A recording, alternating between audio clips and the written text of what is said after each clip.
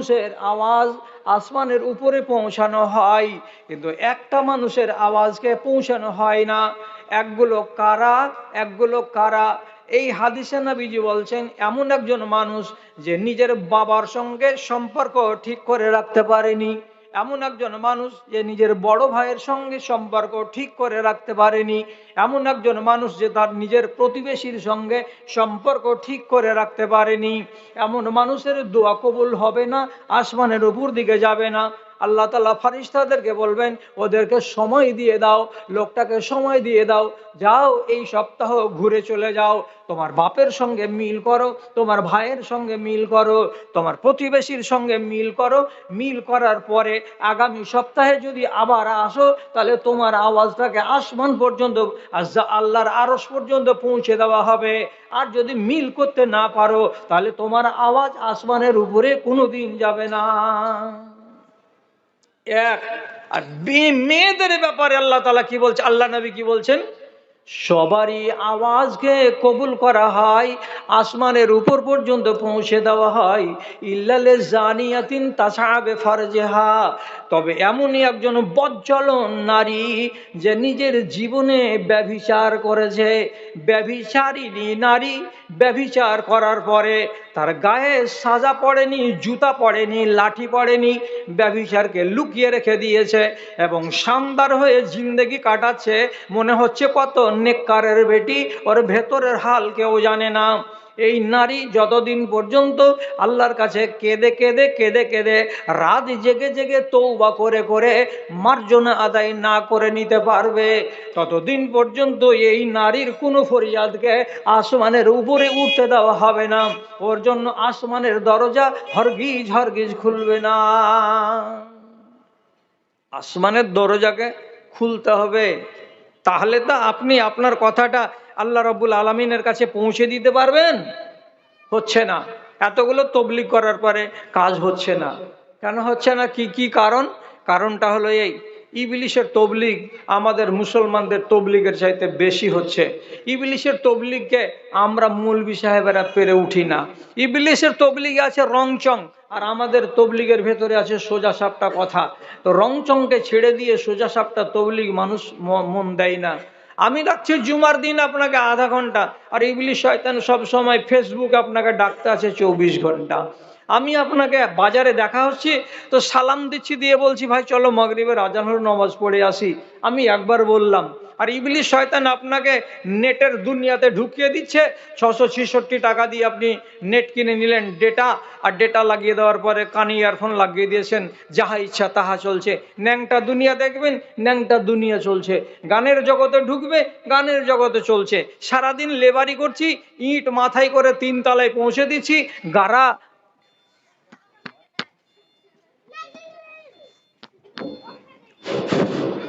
মশলা বালু সিমে 3 তলার ছাদে নিয়ে যাচ্ছি, সারাদিন কাজ করছি, অথচ পিছন দিকে বড় মোবাইল ঢোকানো আছে আর ইয়ারফোন পর্যন্ত কানেক্ট করা আছে, গানও বাজছে, কাজও হচ্ছে। তাহলে ইবলিশের শয়তান কত জোরদার ভূমিকা পালন করছে।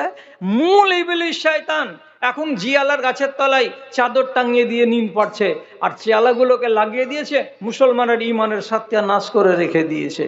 আর খাটতে হয় না ইবলিশ শয়তানকে। মুসলমানের বাচ্চারা এতটা ওর মুত্তাবে হয়ে গেছে, এতটা তার ফরমাবারদারি করছে যে ও বলছে যে আবে মুসলমানের বাচ্চারা এখন যেগুলা কাজ করে, আমরা জাতিতে ইবলিশ, তথাপি আমরা এত বড় কাজ করতে পারি না।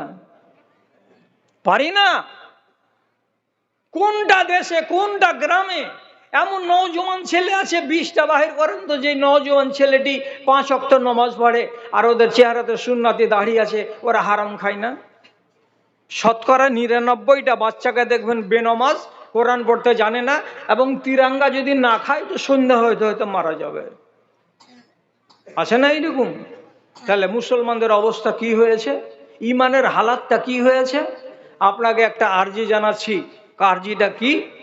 আল্লাহ তাআলার কথাকে যদি সুরক্ষিত করতে না পারেন, তাহলে আপনি হলেন জাহান্নামের লোকড়ি। তাহলে কি আল্লাহ তাআলার আপনাকে জাহান্নামে ভরার ইচ্ছা রয়েছে, সাধ রয়েছে যে চল তোরাকে জাহান্নামে ভরবো? এই জন্য আল্লাহ তাআলা তৈরি করেছেন। কসম আল্লাহর, ইনসান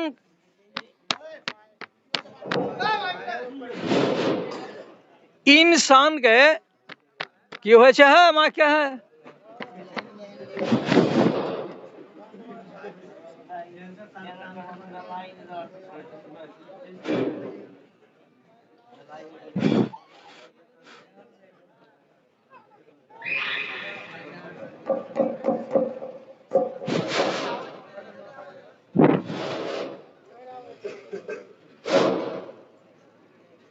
ইনসানকে আল্লাহ তাআলা তৈরি করেছেন সাধের সৃষ্টি করে।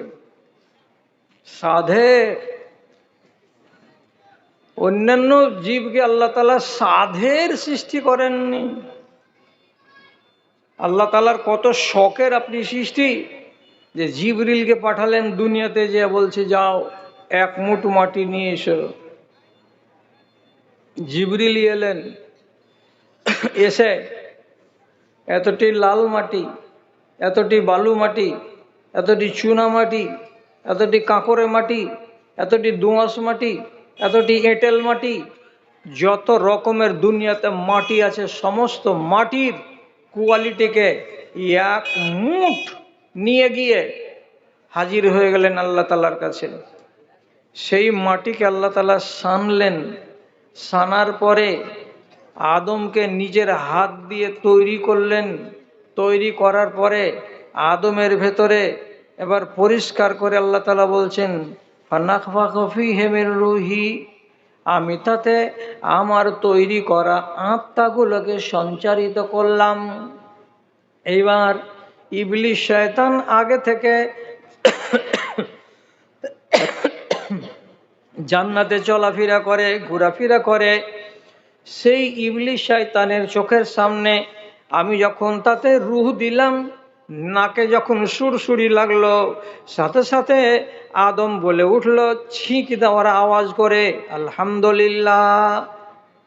তারপরে আল্লাহ রাব্বুল আলামিন সমস্ত ফেরেশতাদেরকে বললেন আমার চোখের সামনে আমার হাতে তৈরি করা এই মাটির পুতুলটাকে, যার নাম আদম, একে তোমরা একটা সেজদা লাগিয়ে দাও।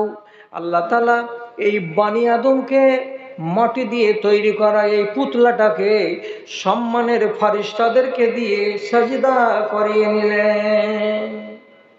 কত বড় ইজ্জত, কত বড় সম্মান। তারপরে আবার আল্লাহ তাআলা বলছেন দুনিয়াতে পাঠালাম, কি কি লাগবে তোমাকে বাবা বলো, কি কি লাগবে? তা আমি বাঁচবো দুনিয়াতে, তো আমাকে কতটি জিনিস লাগবে। তার জন্য আল্লাহ তখন সাজাতে সাজাতে সাজাতে সাজাতে সারা দুনিয়াকে এত সুন্দর করে সাজিয়েছেন। সাজিয়ে দেওয়ার পরে তখন আল্লাহ তাআলা বলছেন ওয়াসাখখারা লাকুম মা ফিল আরজি জামিআ, যত কিছু তৈরি করেছি তোমার জন্য তৈরি করেছি, অন্য কাউরির জন্য তৈরি করি নাই।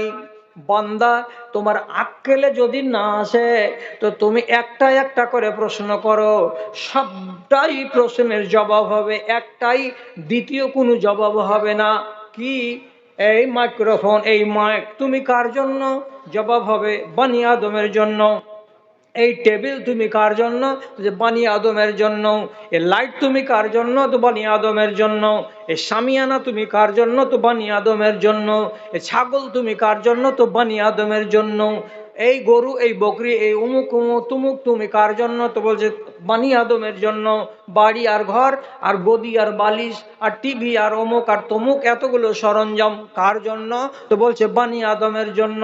আল্লাহ তাআলা বলছেন ওয়াসাখখারা লাকুম মা ফিল আরজি জামিআ, যত জিনিস আছে, যত জিনিস আছে আমার দুনিয়ায় সব তোমার জন্য, সব তোমার জন্য করেছি। আমি কোন জিনিসগুলোকে কোনো জানোয়ারের জন্য তৈরি করি নাই। করেনি আল্লাহ? এত জিনিস দিয়ে সাজিয়েছেন। এবার আপনি নিজে বলেন, যাকে আল্লাহ নিজের হাতে তৈরি করলেন, যাকে আল্লাহ ফেরেশতাদেরকে সিজদা করিয়ে সম্মান বাড়ালেন, যার জন্য আল্লাহ তাআলা সারা দুনিয়াকে সাজালেন, এই প্রাণীটাকে মরার পরে আল্লাহ তাআলা বলবেন তোকে তো জাহান্নামে ভরবার লেগে করে, শুনো চল এখন জাহান্নামে, এটা কথা আল্লাহ তাআলা বলবেন? আল্লাহর শখ আছে আপনাকে জাহান্নামে ভরার? আল্লাহর কসম খেয়ে বলছি, একজন আলেমকে সাক্ষী করে, লম্বা চওড়া সময় নয়, রাত অনেক গড়িয়ে গেছে, বক্তা পিছনে আছে, আমি পরিষ্কার হাদিস থেকে আপনাকে বলছি, আওতাসের যুদ্ধের দিন এক ঝাঁক কয়েদিকে সাহাবায়ে কেরাম নিয়ে এক জায়গাতে মাঠে ঘিরে রেখেছেন। এরা হেরে গেছে যুদ্ধে, এরা মুসলমানদের হাতে এসেছে গনিমতের মাল, এরা বন্দি।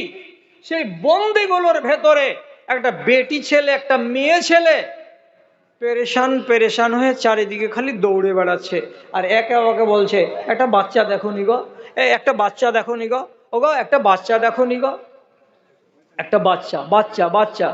না দেখিনি, না দেখিনি। বাচ্চা খুঁজে বেড়াচ্ছে মেয়েটি, খুঁজতে খুঁজতে খুঁজতে খুঁজতে এক জায়গাতে একটা ছোট 2 বছর 2.5 বছরের বাচ্চাকে পেয়েছে। আর যেমনি পাওয়া লাজামাহু ওয়া কাব্বালাহু, বাচ্চাটাকে মেয়েটি গিয়ে বসা দিল, 2-3টা চুমা দিল তার গালে, এবং এমনি করে বুকের সঙ্গে তাকে লাগিয়ে নিল। আর লাগিয়ে নেওয়ার পরে ময়দানের এক কোণাতে বসে গিয়ে নিজের ব্লাউজের বুটাম খুলে দিয়ে ওই বাচ্চাটাকে দুধ পান করালো। আর দুধ পান করিয়ে দিয়ে এবার বাচ্চাটাকে নিয়ে আদর করছে, হাসছে আর খেলছে। মেয়েটির মনের ভেতরে যেন শান্তির জোয়ার বইছে।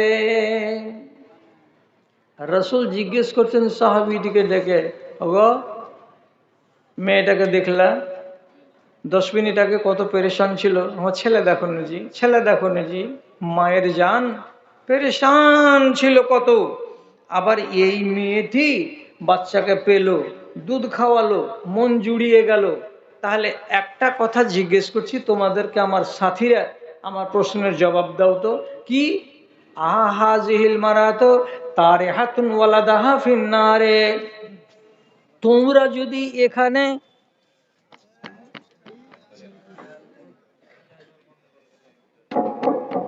টাকা লিবি হ্যাঁ মেহমান না বিনা টাকাতে হ্যাঁ, হ্যাঁ তেরিকারি এতবার কি আর এইভাবে যায় জি, ওইগুলো আলো কোনো রকম হেরফের করে না, আর এর আলোটাই বারে বারে এরকম হেরফের করছে। রসুল বলছেন, বাবা তোমরা একটা জব দাও তো, এই মেয়ে ছেলেটির চোখের সামনে শুকনো খেজুরের ডাল দিয়ে তোমরা আগুন যদি জ্বালিয়ে দাও, আর আগুন দাও দাও করে জ্বলবে, ওই সময়তে মেয়েটিকে যদি তোমরা যে বলো, খালা তোমার বাচ্চাটাকে আগুনে ফেলে দাও, তোমার এই ছেলেটাকে আগুনে ফেলে দাও, তোমার চোখের সামনে, আমাদের চোখের সামনে বাচ্চাটা পুড়ে যাবে, পুড়ে যাবে। তো যদি এইরকম কথা মেয়েটাকে বলা যায়, তো মেয়ে ছেলেটি ওর বাচ্চাটাকে কোল থেকে তুলে দিবে যে দাও ফেলে দাও আগুনে, দিবে যে? তো বলছে দিবে রে বাবা। তোমরা কি বলছো সাহাবীরা, দিবে মেয়েটি? সমস্ত সাহাবীরা কি বলছেন, আল্লাহ যদি দিয়েই দিবে আগুনে পুড়তে, তো কেন পেরেশান ছিল এতক্ষণ ধরে মেয়েটি? তো রসুল বলছেন, কাযালিকাল্লা, এই মেয়েটি আদরের সন্তানটাকে যেমন জাহান্নামে আগুনে পুড়তে দিতে পারবে না, তেমনি তোমাদের আল্লাহ তোমাদেরকে ওই জাহান্নামের আগুনে জ্বালাতে যাবেন না। কেন? মায়ের কাছে দয়া আছে একটা, একটাও নয়, একটা দয়ার কোটি কোটি ভাগের একটা ভাগ আছে মাত্র, আর 99টি দয়া গোটা হয়ে আল্লাহ রাব্বুল আলামিনের কাছে আছে। আল্লাহ তাআলার দয়া কতটি? তো 100টা। 100টা দয়ার ভেতরে একটা দয়াকে আল্লাহ তাআলা কেটে কেটে কেটে কেটে ভাগ করে দিয়েছেন। ভাগ করে দিয়ে আমার মাকে দিয়েছেন, আপনার মাকে দিয়েছেন, সারা দুনিয়ার মাকে দিয়েছেন, গরুর মাকে দিয়েছেন, গাধার মাকে দিয়েছেন, খ্যাকশিয়ালির মাকে দিয়েছেন, বাঘের মাকে দিয়েছেন, উটের মাকে দিয়েছেন, দুনিয়ার মাকে আর দুনিয়ার বাপকে আল্লাহ তাআলা ওই মায়াটাকেই কেটে কেটে কেটে কেটে ভাগ দিয়েছেন। আর 99টি মায়াকে আল্লাহ তাআলা নিজের কাছে সংরক্ষণ করে রেখেছেন। তাহলে বলো তো, এই একটা মায়ার একটা জাররা পরিমাণে ভাগ পেয়েছে মেয়েটি, তো নিজের বাচ্চাকে আগুনে ফেলতে পারলো না। তাহলে আল্লাহ তাআলা 99টা দয়ার মালিক, তোমাকে কিসের কারণে জাহান্নামে ফেলতে যাবে? জাহান্নামের জন্য তোমাকে আল্লাহ তাআলা তৈরি করেনি। এবার তুমি যদি বলো কি, হ্যাঁ আমাকে ভাল লাগে না, আমি ওদিকে যাব, জাহান্নামে যাব আমি, তো তোমার হুজ্জতির কোনো জবাব আছে? জবাব নাই। তুমি যদি বাকরামি করে বলো যে না আমি এদিকে যাব না, আরে এদিকে যাবি তো ভোজ খেতে পাবি, আর এদিকে যদি যাবি তো জঞ্জালে পড়বি, না আমি এদিকে যাব। তো যদি হুজ্জতি করো তো তাহলে হুজ্জতি করতে গেলে তোমাকে জাহান্নামে যেতে হবে। তো হুজ্জতি যদি নয় এটা তো কি? আপনি আর আমি হুজ্জতি করি না তো এটা কি? হ্যাঁ, আপনাকে বলা হলো যে রব্বের সাথে যদি সম্পর্ক না রাখো তো নিজের জানকে বলে তুমি ভুলে যাবে। রবের সাথে সম্পর্ক আমাদের আছে, কতটি লোকের আছে, কতটি লোকের নাই? তার হিসাব হচ্ছে আপনার টোলার মসজিদ। মসজিদ ফজরের টাইমে শুয়া 5টাতে 5:10 আজান হচ্ছে, 5:30 জামাত খাড়ো হচ্ছে। কতটি জামাতের লোক? আল্লাহ। টাইলস বসানো মসজিদ, ফ্যান মাথার উপরে ঘুরছে ঘুর ঘুর ঘুর ঘুর করে। আবার জাড়ের দিনে এমন করে জানালা কবাটকে বন্ধ করে দিয়ে মোটা মোটা কালিন বিছানো আছে যাতে আপনাকে ঠান্ডা না লাগে, তার জন্য এত সুন্দর ব্যবস্থা দেওয়ার পরে ফজরের টাইমে নমাজি কয়টা? তো 15টা। কি বয়সের লোক? তো বলছে এরা কবরে যাবে, ওয়েটিং লিস্টে আছে, গেল কি গেল, এইরকম বয়সের লোক। বাকি জুয়ানটি কই? খুশি ল্যাপের তলায়। আজান যায়নি ওখানে, যে গেছে। তা আজান তোমরা মুখে দেওয়াবে না, রসুলের যুগের আজানকে তোমরা আরো উন্নত মানের করে মাইক লাগিয়ে দিলে। আর এই মাইক দক্ষিণ দিকে যখন হাইয়া আলাল ফালা বলছে তো বাংলাদেশি আজান হাইয়া আলাল ফালা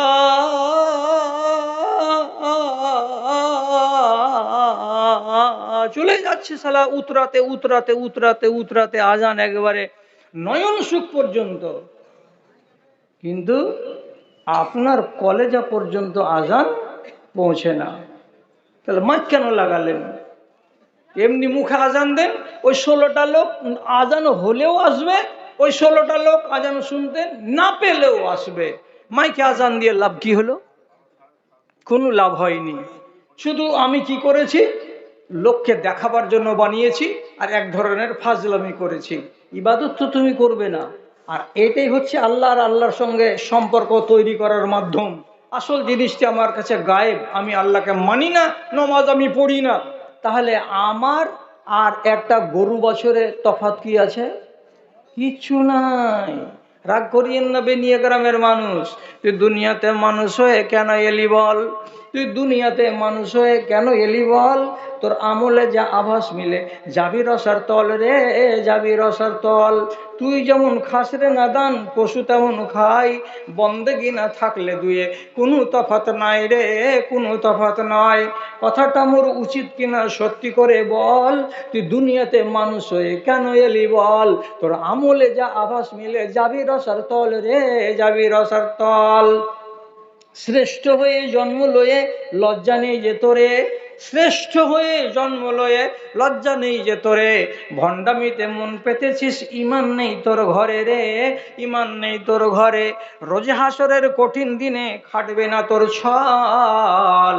তুই দুনিয়াতে মানুষ হয়ে কেন এলি বল? তোর আমলে যা আভাস মিলে যাবি রসার তল রে, যাবি রসার তল।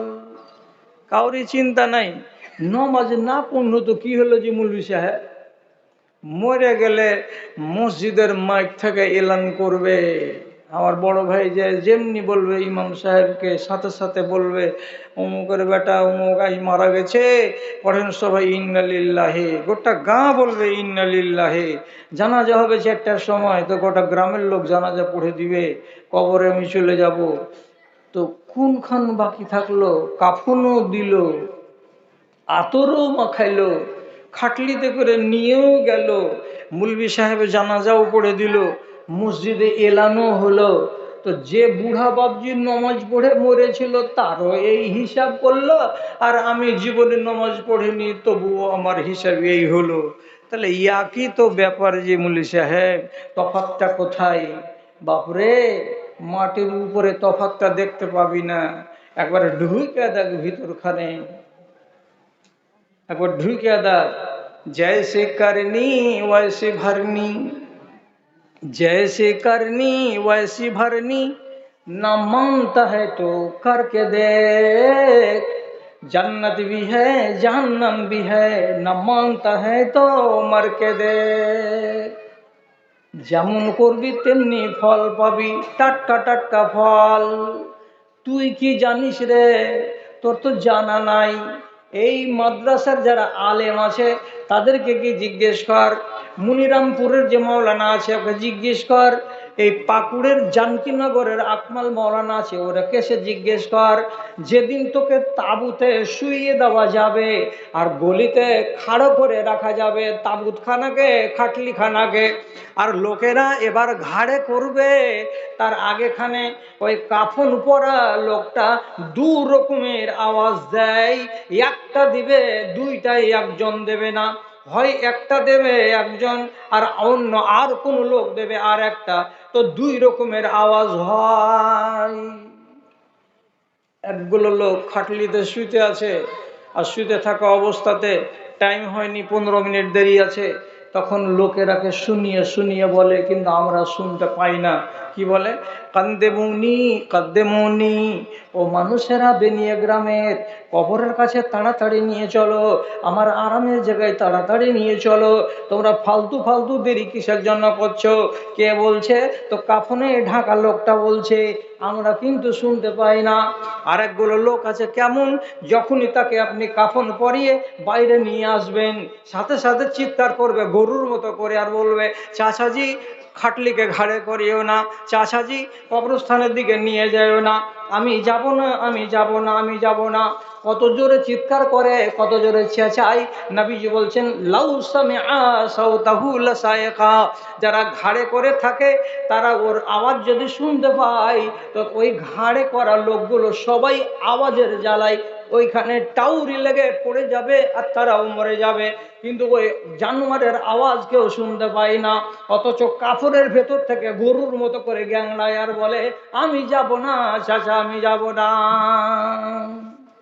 বাহাদুরি শেষ হয়ে গেল। মানছ না কেন? হে মানছ না কেন? মানার মানসিকতা কোথায় গেল? আর সাহাবীদের চরিত্রটা কি? ওদের চরিত্র হলো মানা।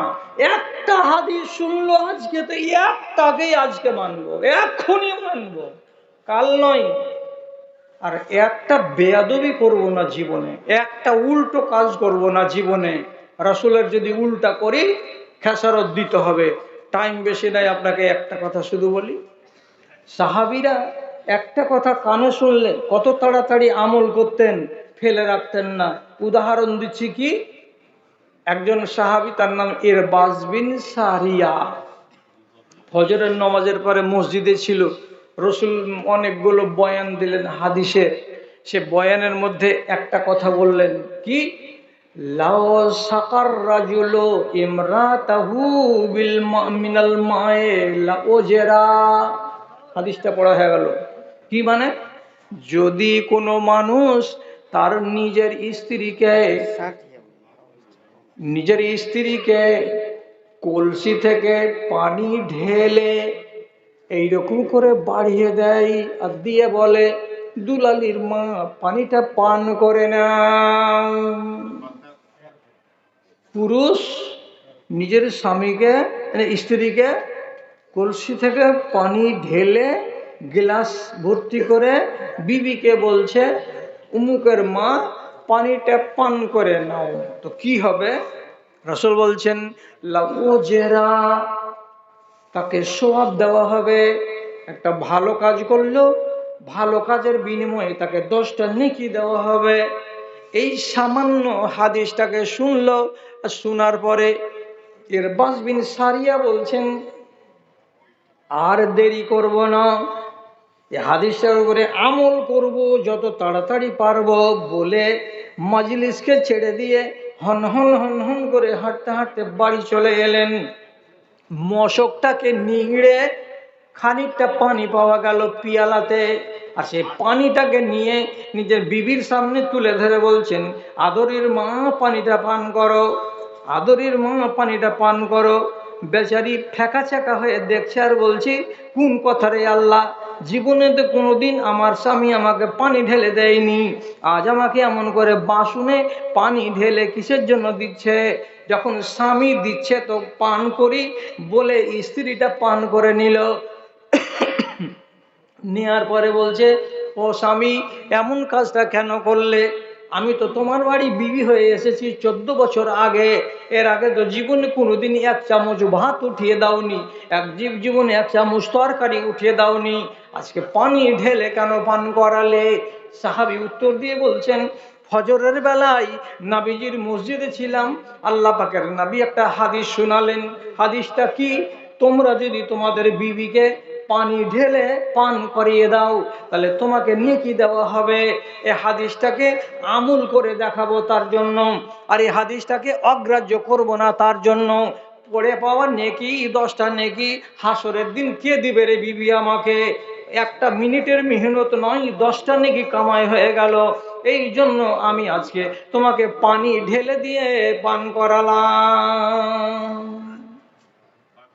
তাহলে হাদিসকে মানার ব্যাপারে সাহাবায়ে কেরামের কত সাংঘাতিক এবং কত উত্তম পর্যায়ের মানসিকতা ছিল যে 1 মিনিট তারা লেট করতো না, আর কোনোদিন গাফেলতি করতো না। আচ্ছা, রসুলের কথাকে মানবে না এরকম সাহস কাউরি ছিল?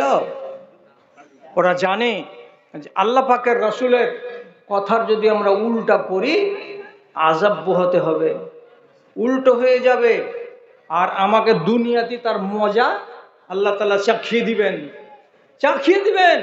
কেন? হাদিসে লেখা আছে, যদি দেশে জেনা বেড়ে যায় তাহলে তোমার দেশে এমন আমি মহামারী দিব যে ওই মহামারীর নাম তোমার বাপদাদারা কেউ শুনেনি।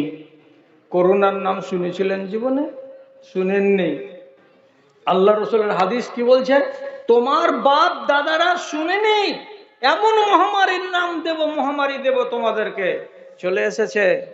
আল্লাহ তাআলা নবী বলছেন, তোমরা যদি যাকাতকে আটকিয়ে দাও, মালের যাকাত আদায় না করো, তাহলে আসমানের দরজা বন্ধ হয়ে যাবে, পানি নাজিল হবে না, বৃষ্টি হবে না, আর তোমাদের দেশটা জ্বলে পুড়ে ছাই হয়ে যাবে।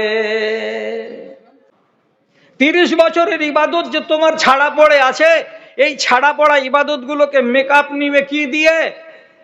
তোমার দুর্গতি ওই রকমই হবে যেমন দুর্গতি তোমার বাবার হয়েছে।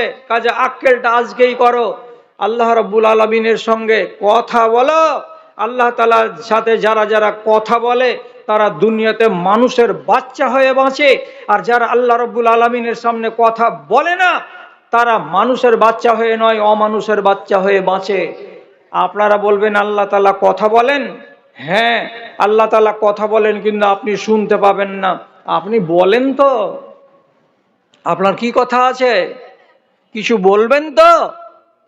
পরিষ্কার করে বলছি আপনাকে, আপনার আল্লাহ রাব্বুল আলামিনের সাথে সম্পর্ক যদি তৈরি করতে হয় তাহলে আপনাকে প্রথমে নমাজ ধরতে হবে।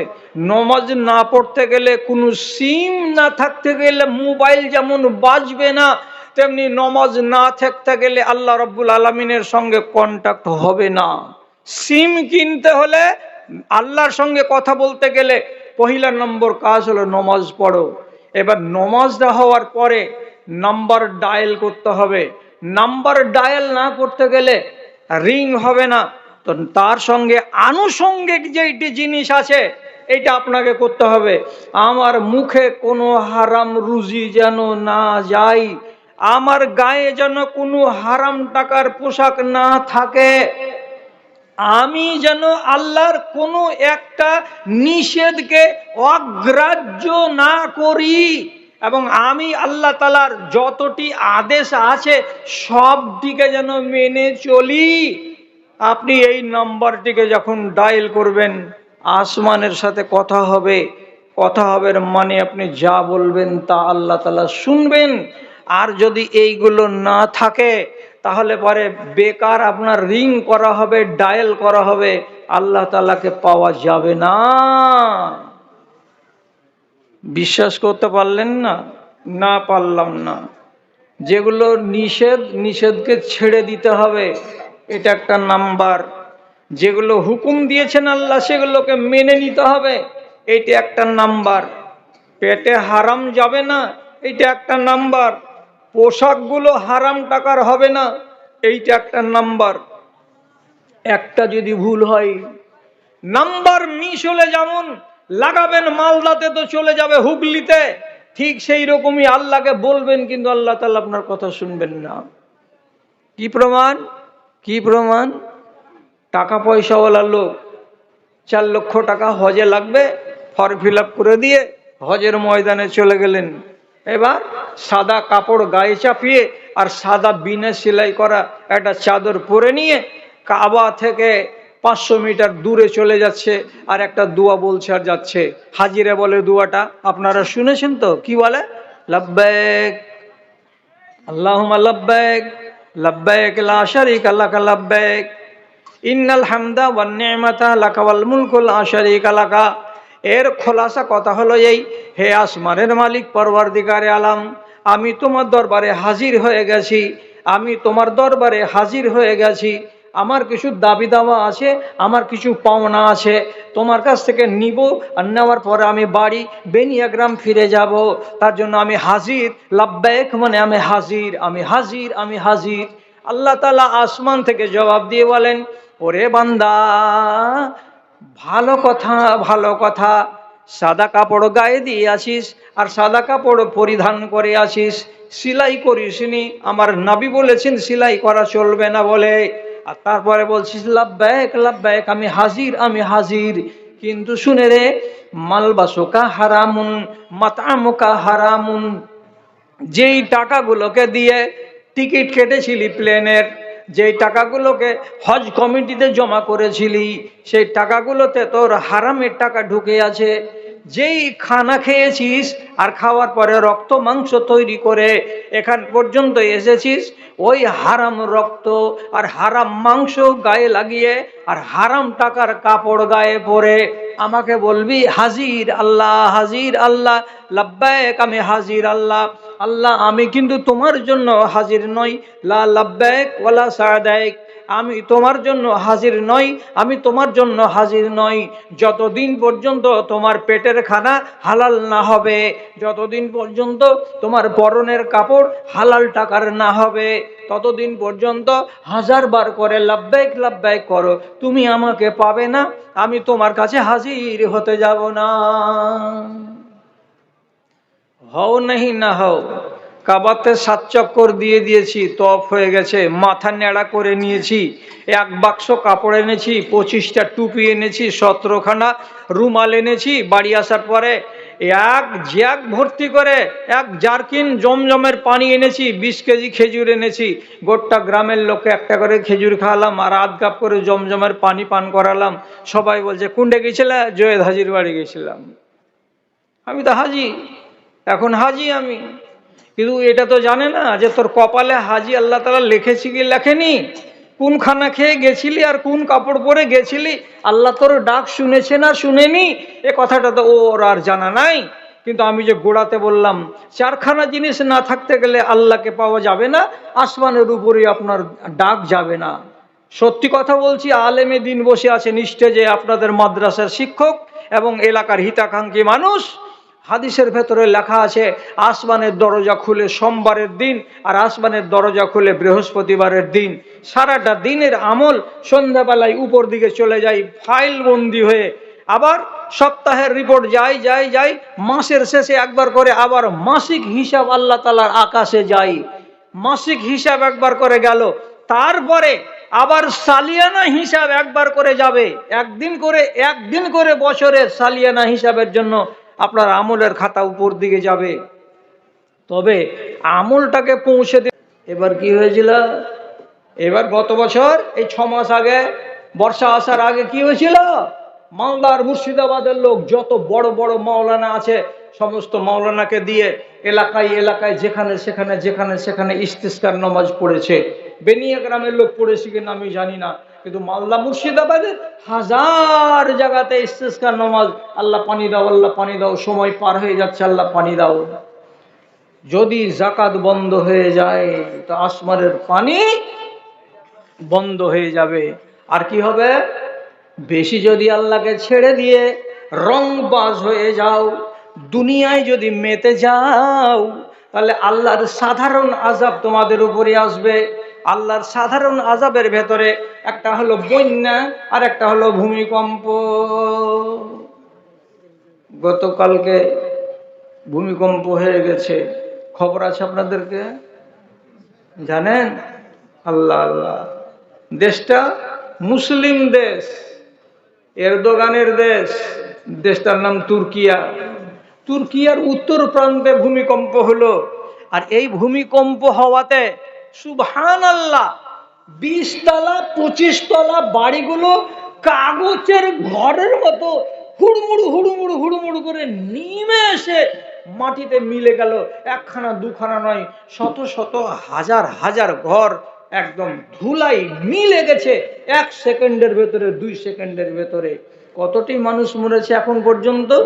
বিকাল 3:30 পর্যন্ত মানুষ মরে যাওয়ার যেটা হিসাব এসেছে, সেটা এসেছে 8,000-এর কাছাকাছি। বাবারে, মরা যেটি পাচ্ছে সেইটিকে গুনছে, আর 20 তলা বিল্ডিং যে সব সমেত বসে গেছে চুপসে, ওইটিকে পাবেও না, আর ওইটির গণনাও দিবে না। তার মানে কি, লক্ষ লক্ষ মানুষ পাথরের তলায়, বিল্ডিং এর মালবার তলাতে সব জিন্দেগির মতো শেষ হয়ে গেছে, আর বেঁচে নাই তারা। সিরিয়ার এলাকা আর তুরস্কের এলাকা, আল্লাহ রাব্বুল আলামিন এক ঝটকাতে এত বড় কাহাতশালী তাদের উপর এত বড় আযাব নামিয়ে দিয়েছেন। তবে সব সময় আযাব নয়, এটা জানতে হবে, মানতে হবে। সব সময় আযাব হয় না, কোন কোন সময় আল্লাহ তাআলা ভূমিকম্প দেন আযাব। যেমন আদ আর সামুদকে দিয়েছিলেন, সালেহ নবীর উম্মতের উপরে নাজিল করেছিলেন, এটা ছিল আযাব। আর এই উম্মতের উপরে যেগুলো আসছে সবটাকে আপনি আযাব বলবেন না, কারণ আল্লাহ তাআলা সূরা ইসরাতে বলেছেন ওয়াতাহওয়িফান লাহুম, তোমাদেরকে ভয় দেখার জন্য আমি মাঝে মাঝে এগুলো দিয়ে থাকি। আল্লাহ তাআলা আমাদেরকে চেতন করবার জন্য তুরস্কের মাটিতে দিয়ে দিয়েছেন এত বড় ভূমিকম্প। ওরে আল্লাহ রে, পাথরের তলে কোনখানে চাপা আছে, আর ছেলে কাঁদছে, আর বাইরে থেকে বাপ আর মা আওয়াজ পাচ্ছে, কি আছো? আমি আব্বা। কোন দিকে আছো? মাও খুঁজে পায় না, বাপ খুঁজে পায় না, কোন জায়গাতে, কোন গুলকিতে যে বাচ্চাটা এখনো চাপেনি, কিন্তু আওয়াজ পাওয়া যাচ্ছে। এক ছেলে বারবার বাপকে মোবাইলে ফোন করছে আর বলছে, আব্বা ঘেরা পড়ে আছি, আমাকে বের করো, আমাকে বের করো। আর আমার মোবাইলের চার্জ কিন্তু শেষ হয়ে আসছে, আর 1 ঘন্টার পরে কিন্তু আপনার সাথে আমার কথা হবে না, আর এখানে চার্জ করতেও পাওয়া যাবে না, আমি এই জায়গাতে আছি। বাপ বারে বারে বলছে, বাবা মোবাইলে তো কথা হচ্ছে, কিন্তু বিল্ডিং এর কোনটাতে আছো তুমি, কোন জায়গাতে চাপা পড়ে আছো আমি কি জানতে পারছি? ছেলের কলেজা ফাটছে ওইখানে, বাবার কলেজা ফাটছে এইখানে। আল্লাহু আকবার। 70টি দেশ থেকে প্লেন নামছে ঝরঝর ঝরঝর ঝরঝর করে, আর সব ডাক্তার নিয়ে গিয়ে, আর ওষুধ নিয়ে গিয়ে, আর মেডিকেল নিয়ে গিয়ে তুরস্ক সরকারের পরে সাহায্যের হাত বাড়িয়ে দিয়েছে। আর এই সুযোগে সুযোগে জেলখানার ইয়েকে, ফাটককে ফেলে দিয়ে যত কয়েদি ছিল সব বাড়িয়ে গেছে, যে বলছে পালারে পালা, এই সুযোগে সুযোগ, মিলিটারি ফিলিটারি কেউ নেই এখন। এগুলো আল্লাহ তাআলা মুমিনিনদেরকে আজমাইশ করার জন্য মাঝে মাঝে পাঠিয়ে থাকেন। যখন দিন থেকে আপনার সম্পর্ক দূরে হয়ে যাবে, তখন আল্লাহ তাআলা একটা করে পরীক্ষা পাঠাবেন। আল্লাহ তাআলার কাছে দোয়া করি, আল্লাহ তাআলার কাছে আপনারাও দোয়া করেন, আপনারা আর আমরা যেন ঈমান থেকে দূরে চলে না যাই, আর আল্লাহ আমাদের উপরে নারাজ হয়ে না যান।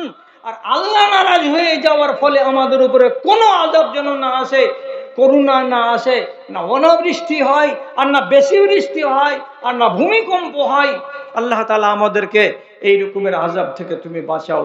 বাড়ির পাশে মাদ্রাসা, এই মাদ্রাসা হলো পাওয়ার হাউস, একে টাকা দিয়ে পয়সা দিয়ে বাঁচিয়ে রাখবেন। এখানে কাল আল্লাহ আর কাল আর রসুলের তালিম হবে।